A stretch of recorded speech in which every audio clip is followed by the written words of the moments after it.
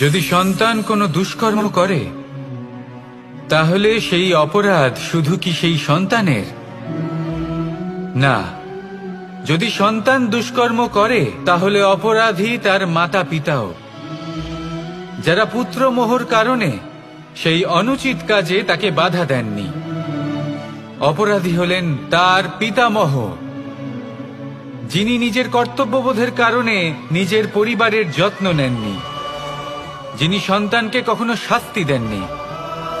অপরাধী হলেন তার সেই গুরুও, যিনি নিজের শিষ্যের সেই দুষ্কর্ম দেখেও তাকে প্রতিহত করতে পারেননি।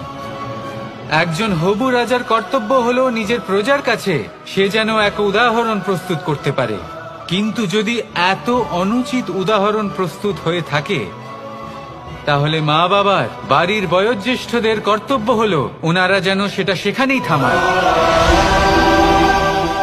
হয় ভালোবেসে নয়তো শাস্তি দিয়ে।